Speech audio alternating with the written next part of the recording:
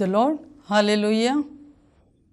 దివ్యవాణి ప్రేక్షకులందరికీ దివ్యవాక్కు అనే కార్యక్రమం తరపున శుభములు తెలియజేసుకుంటున్నాను. ఈరోజు మన ధ్యానాంశం మత్తయి సువార్త 6వ అధ్యాయం 24వ వచనం. ఏ వ్యక్తియు ఇద్దరు యజమానులను సేవింపజాలడు, ఇద్దరిలో అతడు ఒకరిని ద్వేషించును మరి ఒకరిని ప్రేమించును, ఒకరిని నమ్ముకొని మరి ఒకరిని తృణీకరించును. కనుక నీవు ఎన్నడూను దైవమును ద్రవ్యమును సేవింపజాలవు. Praise the Lord. ఎంత చక్కటి మాటలు. ఏ వ్యక్తి కూడా ఇద్దరు యజమానుల దగ్గర ఒకే టైంలో మరి పని చేయలేడు కదా. కాబట్టి ఒకళ్ళని ద్వేషిస్తాడు, ఇంకొకళ్ళని సేవిస్తారు. ఒకళ్ళ దగ్గరే సేవ చేయగలడు, కానీ ఇద్దరి దగ్గర ఈక్వల్ టైంలో ఈక్వల్గా పని చేయలేడు. కాబట్టి ఒకరిని ప్రేమిస్తాడు, మరి ఒకరిని అతడు ద్వేషిస్తాడు అని చెప్తున్నారు. ఒకళ్ళని నమ్ముకొని మరి ఒకళ్ళని తృణీకరించను. కాబట్టి మనం కూడా ఈ ఇద్దరు యజమానులు ఎవరు అంటే ఈ రోజున దైవము ధనము, ఈ రెండు అన్నమాట. దైవాన్ని సేవిస్తే ధనాన్ని మనం ఎక్కువగా ప్రేమించలేము, ధనాన్ని ప్రేమించేవాళ్ళు దైవాన్ని ఎక్కువగా ప్రేమించలేరు అనే విషయాలు ఈరోజు మనం ధ్యానించుకుందాం. మనం లూకాసు వార్త 18వ అధ్యాయంలో చూస్తే 18వ అధ్యాయంలో అక్కడ ఒక ధనవంతుడు ఉన్నాడు. ధనవంతుడైన యువకుడు మరి ప్రభువును వెంబడిస్తూ ప్రభువును అడుగుతున్నాడనమాట. ప్రభువా, నేను నిత్య జీవం పొందుకోవాలంటే ఏం చేయాలి అని అడిగాడు. అక్కడ ప్రభు ఏం చెప్పారు? అందుకు యేసు, సత్పురుషుడా అని నన్ను ఏల సంబోధిస్తావు? దేవుడు ఒక్కడే సత్పురుషుడు కదా, దైవాజ్ఞలు నీకు తెలుసు కదా అని అంటాడు. దైవాజ్ఞలు ఏంటి అంటే నరహత్య చేయకూడదు, వ్యభిచరించకూడదు, దొంగలింపకము, అబద్ధ సాక్ష్యాలు పలకొద్దు, నీ తల్లిదండ్రులను గౌరవించుము అని చెప్పాడు. అయితే ఇవన్నీ నేను బాల్యం నుండి చిన్నప్పటి నుంచే చేస్తున్నాను కదా. అయితే అప్పుడు ప్రభు అంటారు ఒక మాట, అయితే నువ్వు వెళ్ళి నీలో ఇంకా ఒక కొరత ఉంది, దానిని తీర్చాలి.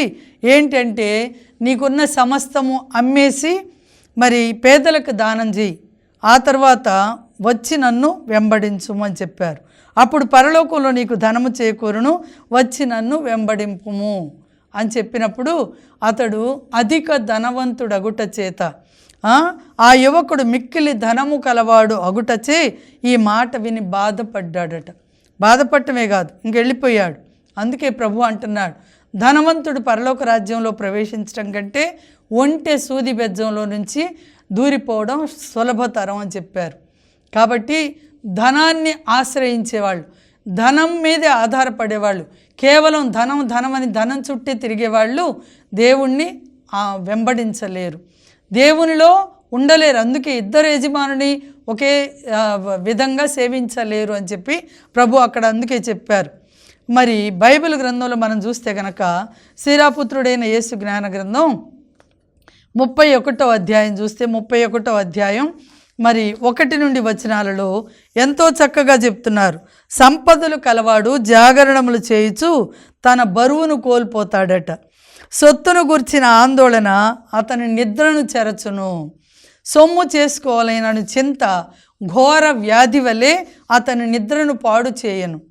ధనికుడు కష్టించి డబ్బు విస్తారముగా ప్రోగు చేసుకొనును, తర్వాత విశ్రాంతి తీసుకొనుచు సుఖములు అనుభవిస్తాడు. దరిద్రుడు కష్టించి స్వల్ప ఆదాయము గడించినా అతడు విశ్రాంతి తీసుకునేటప్పుడు మరి చేతిలో పైసా ఉండదు కదా. మరి ధనికుడికేమో ఇంటి నిండా డబ్బు ఉండటం మూలాన ఎప్పుడు ఎటు నుంచి ఎవరు దొంగలు వస్తారా, ఎవరు దోచుకొని పోతారా అని భయంతో ఆందోళనతో నిద్ర కూడా సరిగా పట్టదు. కానీ మరి దరిద్రుడైన వాళ్ళు ఆ పూట మరి కూలీ నాలి చేసుకొని తెచ్చుకొని తినేవాళ్ళు హాయిగా సుఖంగా నిద్రపోతాడట. అందుకే చెప్తున్నాడు, ధనాశ గలవాడు సత్పురుషుడు కాజాలడు. ధనాశ ఉండేవాళ్ళు ఎవరు కూడా మంచి వాళ్ళు అవ్వలేరు. ఎందుకంటే డబ్బు చేసుకోగోరు వాడు పాపము కట్టుకొనును.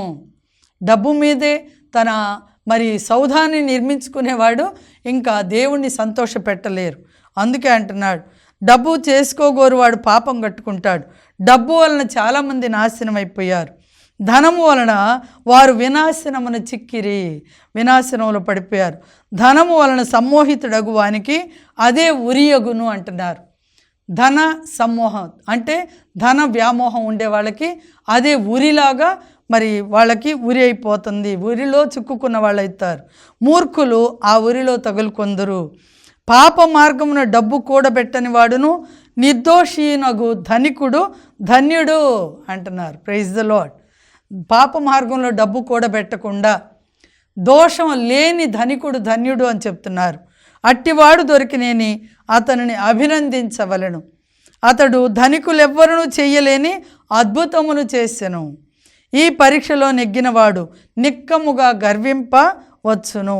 పాపము చేయగలిగి చేయనివాడు పరును మోసగింపగలిగి మోసగింపని వాడు ఎవడైనా కలడా? అట్టి వాడెవడైనా ఉంటే అతని సంపదలు స్థిరముగా నిలుచునుగాక. అతని సంపదలు స్థిరముగా నిలుస్తాయి. ప్రజలెల్లరూ అతని మంచితనమును సన్నుతింతురు అని చెప్తున్నారు. కాబట్టి సత్పురుషులు ధనము గల వాళ్ళై కూడా సత్పురుషుడిగా ఉండేవాళ్ళు, ఆదరించదగిన వాళ్ళు, మెచ్చుకోదగిన వాళ్ళు. అలాంటి వాళ్ళని దేవుడు కూడా ఆశీర్వదిస్తారు. బైబిల్ గ్రంథంలో మనం చూస్తే అబ్రహాము ఆదికాండం 13వ అధ్యాయం 2వ వచనంలో అబ్రహాము వెండి బంగారములతో పశు సంపదలతో తొలతూగుచుండెను అని చెప్పబడింది. ఇంకా తర్వాత అధ్యాయంలోకి వస్తే అబ్రహాము లోతు ఇద్దరు కలిసి జీవించలేనంతగా మరి వాళ్ళ సంపదలు పెరిగిపోయాయంట. అయినప్పటికి కూడా అబ్రహాము ఈ లోకంలో పెద్ద పెద్ద బిల్డింగ్లు ఏం కట్టుకోలేదు కదా. అతను ఎప్పుడు గుడారంలోనే ఉండేవాడట.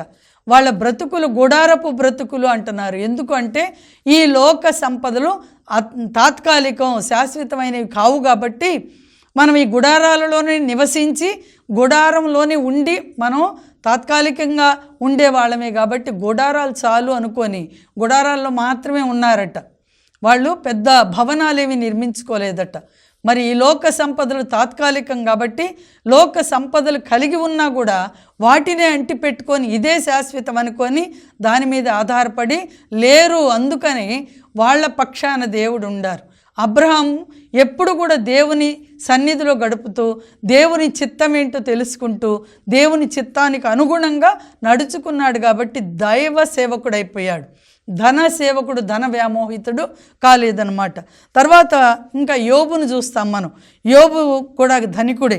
యోబు కంటే 7,000 గొర్రెలు, 3,000 ఒంటెలు, 1000 ఎడ్లు, 500 గాడిదలు, చాలామంది సేవకులు ఉన్నారు. అయినప్పటికి కూడా యోబు ఎప్పుడు కూడా దేవుణ్ణి విడిచిపెట్టలేదు, ధనం మీద ఆధారపడలేదు.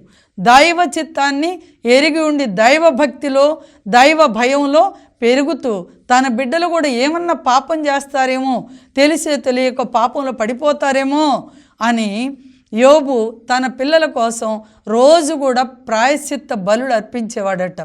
అంత ధనవంతుడు కదా, నా బిడ్డలు బాగా ఎంజాయ్ చేస్తారులే అని వదిలేయలేదు. కానీ వాళ్ళు ఏదన్నా ఒకవేళ పాపంలో పడిపోతారేమో, పడిపోయి ఉంటారేమో అని వాళ్ళ కోసం కూడా బలులు అర్పించేవాడట. చూడండి, ధనికులు ధనం ఉండటం తప్పు అని అనడం లేదు. దేవుడు ఆశీర్వదించినప్పుడు ధనం కూడా మంచిదే. ఆ ధనాన్నే మనం అంటి పెట్టుకొని ఉండకుండా ధనమే దేవుడిగా పూజలు చేసి కొంతమందిని చూస్తాం. రూపాయిని చూస్తే కళ్ళకు అద్దుకోవటం, దేవుడి కంటే ఎక్కువగా ధనాన్ని ప్రేమిస్తూ ఉంటారు. దైవాన్నన్న వదులుకోవటానికి సిద్ధపడతారు కానీ మరి ధనాన్ని వదులుకోవడానికి ఇష్టపడరు కదా. అలాంటి వాళ్ళని గురించి ధనకాంక్ష సకల నర్థాలకి మూలం అని చెప్తున్నారు. అలాగే కొర్నేలి కూడా ధనవంతుడే. ఆయన ఇటాలియన్ పటాలంలో మరి పనిచేసేవాడు. అయితే కైసరియా పట్టణంలో ఉన్న ఇటాలియా పటాలంలో మరి పనిచేస్తూ ఉండి కూడా దేవుని పట్ల భయభక్తులు కలిగి ఉన్నాడు. అంతేకాకుండా మరి తనకున్న దానిలో నుంచి ఎక్కువగా దాన ధర్మాలు చేస్తూ ఉన్నట్లుగా మనం చూస్తాం. అందుకే దేవుడు ఆయనని దీవించినట్టు దైవ దర్శనాన్ని పొందుకున్నట్లుగా కూడా మనం చూస్తున్నాం. కాబట్టి డబ్బు ఉండటం, ధనం ఉండటం తప్పు అని కాదు, కానీ దాన్నే అంటి పెట్టుకొని ఇదే ఇంకా మనకి సర్వస్వం అన్నట్లుగా మన జీవితాలు ఉండకూడదు అని బైబిల్ గ్రంథంలో మనం చూస్తే దయలేని మూర్ఖ ధనవంతులు ఉన్నారు. లూకాసు వార్తని ధనవంతుల సువార్త అని కూడా అంటారు. లూకాసు వార్తలో 4 ధనవంతులు మనకి కనిపిస్తారు. లూకాసు వార్త 16వ అధ్యాయం 19 నుంచి 31 వచనాల్లో ధనికుడు లాజర్ని గురించి మనం అక్కడ చూస్తాం. ధనికుడు తాను ధనం కలిగి ఉన్నాడు, కానీ ఎదురుగా ఉన్న లాజరు ఎంతో వేదనతో, బాధతో, పుండ్లతో, గాయాలతో, మరి కనీసం తినటానికి తిండి కూడా లేకుండా ఇబ్బంది పడేటప్పుడు కూడా చూసి చూడనట్లుగా వదిలేశాడు. పట్టించుకోలేదు, లాజరును పట్టించుకోలేదు. ధనం కలిగి ఉండటం తప్పు కాదు, కానీ దానిని ఇతరులతో అవసరమైన వాళ్ళతో అవసరమైనప్పుడు పంచుకోకపోవడం అనేది చాలా మరి తప్పుగా భావిస్తున్నారు. అందుకే ధనవంతుడు చేసిన తప్పేమీ లేదు, కానీ ఒకటేంటంటే షేర్ చేసుకోలేదు, పేదలతో పంచుకోలేదు కదా. దేవుని కోసం, దేవుని ప్రజల కోసం, దేవుని సేవ కోసం కూడా ఎక్కడ ఒక రూపాయి ఖర్చు పెట్టినట్లుగా లేదు కదా. అందుకని ఇద్దరు చనిపోయారు. ధనికుడేమో పాతాళంలోకి వెళ్ళిపోయాడు, లాజరేమో అబ్రహాం ఒడిలోకి వెళ్ళినట్లుగా మనం చూస్తాం.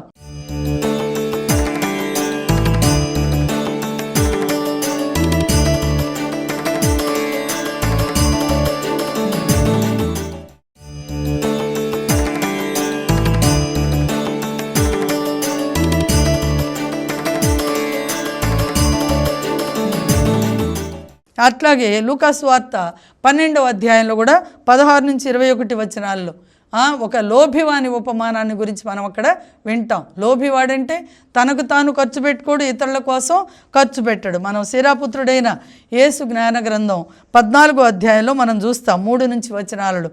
పిసిని కొట్టునకు సిరి సంపదలు తగవు. డబ్బు ఎంతున్నా కూడా సంతృప్తి, సమాధానం, సంతోషం ఉండదు. ఏముందలే, ఏమి ఎప్పుడు అసంతృప్తి, అట్లా ఉంటారు. పిసిని కొట్టునకు సిరి సంపదలు తగవు. లోభికి ధనముతో ఏం ప్రయోజనం ఏముంటుంది?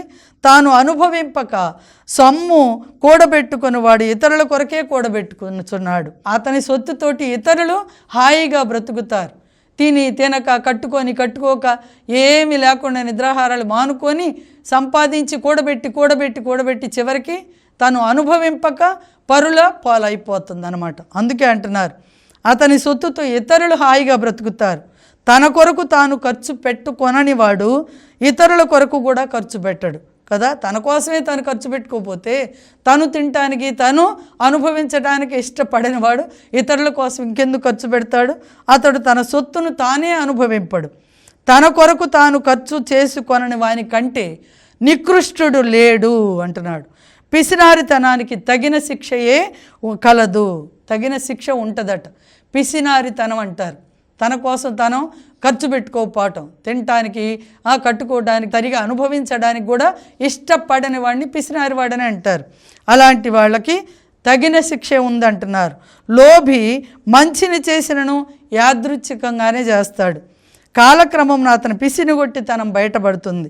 కాబట్టి పిసినారైన నరుడు దుష్టుడు, అక్కరలో ఉన్న వారిని ఆదుకోడు. అతడు తనకు ఉన్నదానితో తృప్తి చెందడు, ఏనాడు తృప్తి ఉండదట. దురాశ వలన అతని హృదయము కుదించుకొని పోవును. లోభి కడుపు నిండా తిండి కూడా తినడానికి ఇష్టపడదు కనుక చాలినంత భోజనం సిద్ధం చేసుకోడు, వండుకో. ఎందుకంత మనకి ఇది అక్కర్లేదని చెప్తారట. ఈ కుమారా, నీవు నీ స్థితికి తగినట్లుగా భుజింపము. Praise the lord.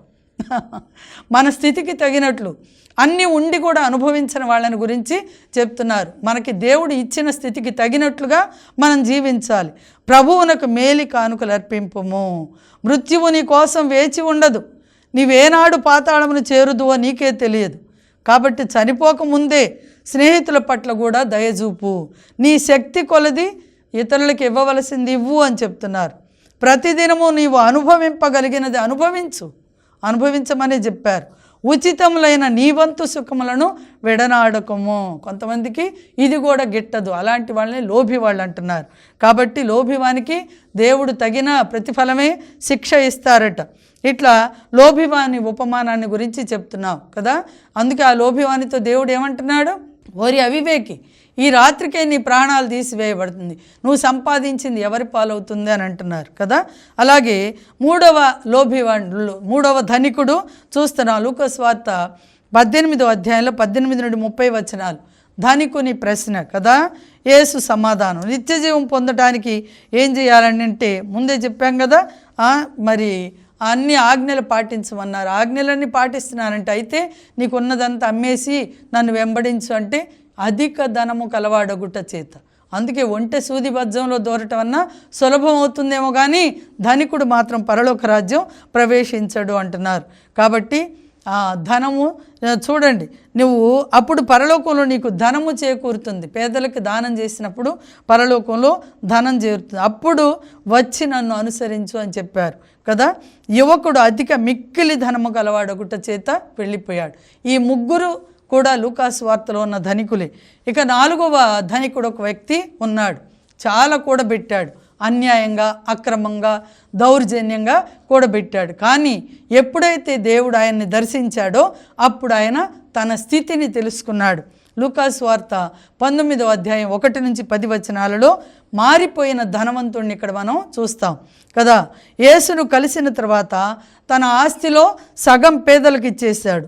యేసు ప్రభు తన జీవితంలోకి వచ్చాక మారాలి, ప్రతి వ్యక్తి కూడా మారాలి. ప్రభువును ఆరాధిస్తూ బైబిల్ వాక్యం చదువుకుంటూ ప్రార్థనలో ఉంటూ జీవితంలో మార్పు లేకపోతే దేవుడు ఎప్పుడు కూడా మరి అట్లాంటి వాళ్ళని బట్టి సంతోషించరు కదా, అలాంటి వాళ్ళని బట్టి ఆనందించరు ప్రభు. అందుకే జక్కయ్య యేసు ప్రభువును కలిసిన తర్వాత తన జీవితం మారిపోయింది, తిరగబడిపోయింది. సగం పేదలకు ఇచ్చాడు. తర్వాత ఎవరి దగ్గర నుంచి అయితే నేను తీసుకున్నాను వాళ్ళకి రెట్టింపు వాళ్ళకు కూడా ఇచ్చేస్తానని చెప్తున్నాడు కదా.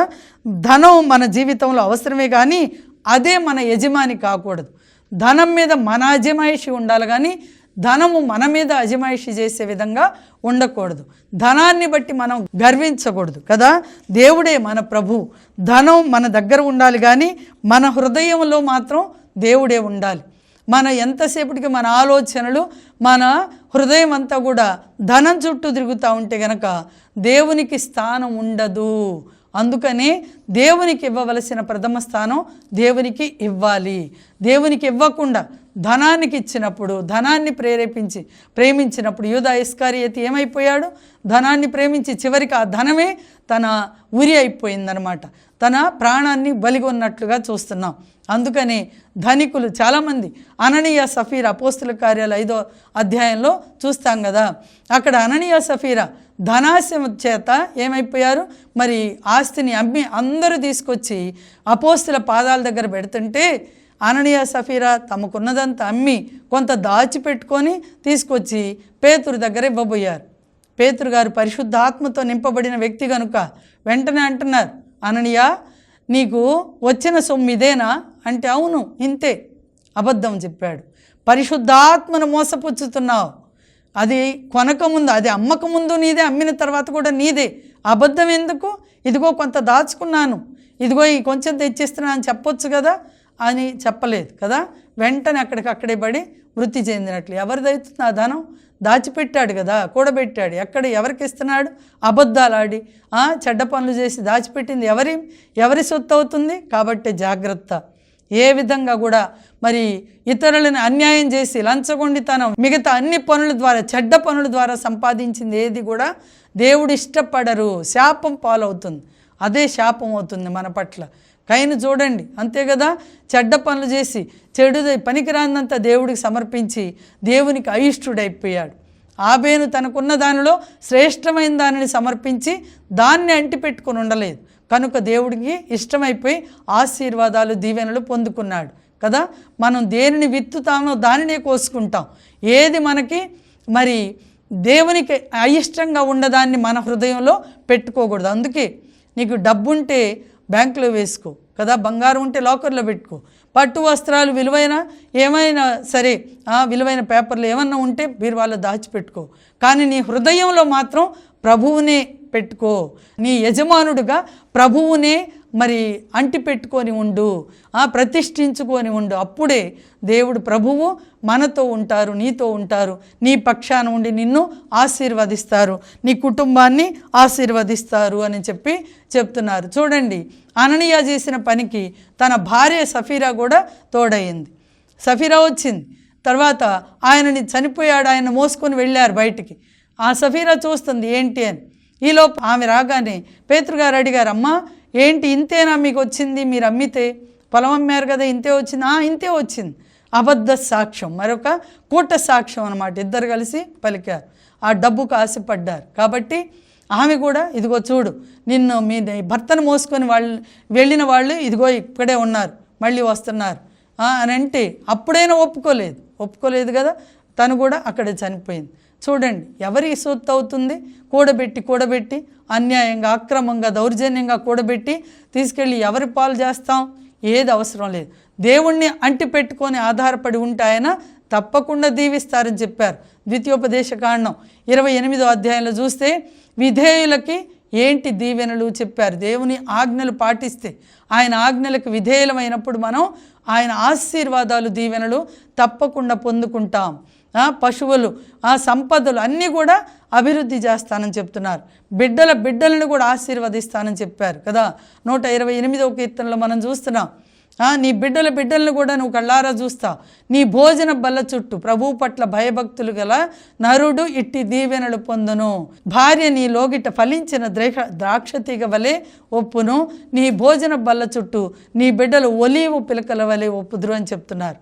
కాబట్టి దేవుని నుండి మనం దీవెనలు పొందుకోవాలంటే దేవుణ్ణి, ప్రభువుని మనం ప్రతిష్ఠించుకొని మన యజమానుడిగా మనం ఎక్కడికి వెళ్ళినా, ఏ పని చేసినా దేవుని మీద మనం ఆధారపడి దేవుని పక్షాన మనం ఉన్నప్పుడు అన్ని విషయాలలో ఆయన మనల్ని ఆశీర్వదిస్తారు. తాత్కాలికమైన ఈ ధనం కోసం, సుఖభోగాల కోసం మనం ఆశించవద్దు, మన దీవెనలు కోల్పోవద్దు అని ప్రభు వాక్యం ఈరోజు మనతో మాట్లాడుతుంది. కాబట్టి ఏ పక్షాన ఉన్నావో నిన్ను నువ్వు పరిశీలించుకొని దేవుణ్ణి ఆరాధించి ఆయన్నే ప్రతిష్ఠించుకో. ప్రభు ఈ వాక్య సందేశమును మనందరి హృదయాలలో నూరంతలుగా ఫలింపజేయుదురుగాక. ఆమేన్, ఆమేన్. ప్రార్థన చేసుకుందాం. పరిశుద్ధుడ, ప్రేమామయుడైన తండ్రి, నాయన, మా హృదయాలలో నిన్నే ప్రతిష్ఠించుకొని నీ మీదే ఆధారపడి సర్వ సంపదలకు మూలమైన ప్రభువా, మీరు మాకు దేవుడిగా ఉండగా, మా యజమానుడిగా ఉండగా ప్రభువా, ఈ లోక సంపదల వైపు మేము మ్రొగ్గకుండా కాపాడమని ప్రార్థిస్తున్నాను తండ్రి. నాయన, ఏది కూడా మాకు ఒక విగ్రహంలా ఉండకుండా తండ్రి, మీరు మాత్రమే మాతో ఉండి మాలో ఉండి మమ్ము నడిపించమని వింటున్న ప్రతి ఒక్క బిడ్డ హృదయాన్ని నాయన మీరు శుద్ధి చేసి వాళ్ళ హృదయాలలో ప్రభువ మిమ్మల్ని నాయన ప్రతిష్ఠించుకునేలాగా నీ కృపను ఆ బిడ్డలందరికీ అనుగ్రహించమని యేసు నామములో అమ్మ మరియా సకల పునీతులు ప్రార్థనల ద్వారా వేడుకొని పొందుకుంటున్నాము తండ్రి. ఆమేన్, ఆమేన్.